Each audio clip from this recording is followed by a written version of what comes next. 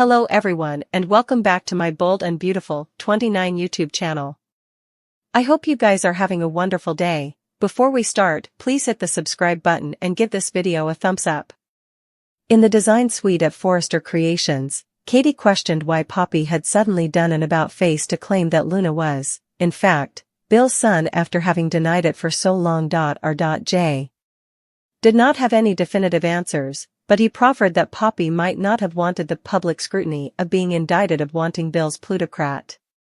A knock sounded on the door, and seconds laterally, Lee popped outside and said that she was looking for Steffi. R.J. stated that Steffi was in a meeting. Before Lee could leave, Katie called out to her and said that she wanted to talk about Poppy. Lee stepped into the office and closed the door behind her. Katie told Lee that Poppy had claimed that Bill was Luna's father. Lee said nothing, but her eyes widened, and her head sluggishly dropped in shock.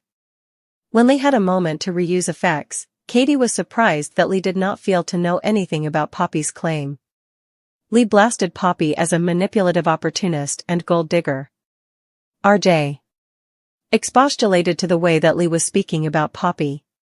Katie asked if Lee believed that Poppy was making up the story about Bill being Luna's pater. Lee incontinently replied with a resounding yes. She asked if R.J. knew where to find Poppy and Luna. R.J. reluctantly told her that they were at Bill's house. Latterly, Katie asked R.J. how he'd feel if Bill turned out to be Luna's father. R.J. participated that he would be happy that Luna would eventually know her father, but he wished it could be anyone other than Bill. Katie asked if R.J. had seen or heard anything from Poppy that raised concern. In the administrative office, Hope called Steffi's decision to incontinently scrap Hope for the future impulsive and foolish. Steffi claimed that her decision wasn't particular. She repeated that businesses demanded to make plutocrat, not lose it. Brooke fitted that the line was in transition and would be back to profitability soon. Brooke also turned to Ridge and contended with him to do commodity. Carter told Brooke and Hope that unsanctioned meetings should presumably be held to decide the future of the line. Steffi looked at Brooke and asked her to leave the office. Brooke was taken suddenly until Ridge told her that he'd handle effects. After Brooke left, Steffi repeated her belief that HFTF demanded to be dropped because it was losing plutocrat. Hope took offense to Steffi's imputations that the Forrester heritage demanded to be defended. She asked Carter to identify two of the biggest moneymakers for the company. Carter replied that Brooke's belief formula and Brooke's bedroom line earned huge tips for the company.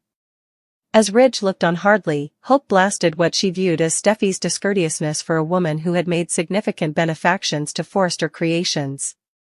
"It's our influence that has made Forrester the largely successful company that its moment," Hope said forcefully.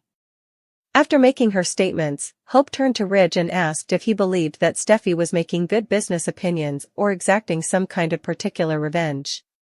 Before effects could get too heated, Ridge broke his silence and expressed support for the HFTF line. Steffi shook her head in unbelief. Ridge reminded Steffi and Hope that they were each on the same platoon. Ridge stated that the figures did not lie. Hope for the future was losing plutocrat. Steffi flashed a smile at Hope. That smile faded when Ridge blazoned that he believed in Hope and the platoon that she had assembled. He called the decision to pull the draw on the line unseasonable. Carter suggested that they stay until the coming quarter to review the line's figures. Before leaving with Carter to go to another meeting, Ridge ordered Steffi and Hope to figure out a way that they could work together. After Ridge left, Steffi indicted Hope of flaunting. Hope, in turn, pledged that she'd prove that Forrester couldn't survive without the Logans. At the Forrester manse, Donna walked around the living room, looking at photos. Moments laterally, Eric joined her after completing his drill. Donna briefed Eric on Steffi's plans to drop the Hope for the unborn line. Brooke arrived and told the newlyweds that she had been thrown out of a meeting about the future of Hope for the future. Eric was surprised that Steffi would want to cancel the Hope for the unborn line. Donna praised Brooke as having done more for Forrester than Steffi ever had. Eric assured Brooke that Forrester had checks and balances in place to make sure that all opinions were vetted duly. At Bill's home, Poppy apologized that she hadn't told Luna and Bill the verity sooner. Bill said that he understood because Poppy's precedence had always been her son. "I hope our son soon," Bill replied. Luna agreed. Poppy, Bill, and Luna sat down, and Poppy opened up the home DNA test tackle that she had bought. She read the instructions and told Bill and Luna that they both demanded to swab their cheeks. Before doing so, Luna told Bill that there would be no prospects or scores if the test showed he was her father. Bill said that it would be an honor to be Luna's pater. Suddenly, the frontal door swung open, and Lee called out for everyone to stop what they were doing. "I know what you are over to," Lee said as she goggled down her family. Poppy stood up and returned Lee's regard. Lee smugly remarked that Bill fit Poppy SM.0. Because he was rich, handsome, and rich. Bill was not sure what was passing, but he told Lee that she was way off base. Lee produced a DNA test of her own and blazoned that she, a certified professional, would conduct the test to give everyone peace of mind. Poppy tossed nervously. Poppy called Lee's idea ridiculous and noted that Lee had the exact same test tackle. "But mine is sealed," Lee replied. Poppy explained that she had wanted to have an intimate moment with Luna and Bill. Lee was unmoved. Bill sounded open to the idea of Lee administering the test, indeed if she did appear to be coming on a bit strong. Poppy seethed in wrathfulness and snarled, "How dare you?" Lee calmly said that there was not a chance in hell that Bill was Luna's father. Poppy asked Lee to leave. Bill said that Lee should stay. "We've nothing to hide, right?" Bill asked. Luna said that she wanted to start the test. Lee jounced and said that they would find out the verity shortly. At the Precipice house, Steffi was frazzled as she gathered up clothes and particulars for Kelly's soccer practice. Steffi had gluten-free snacks for the kiddies and told Liam that the parents had freaked out the last time she would brought granola. He was sorry he would taken her down from work, but she said she would demanded a break. She was €1 and €1 because of Finn and Hope. Latterly, Liam was reticent to choose sides.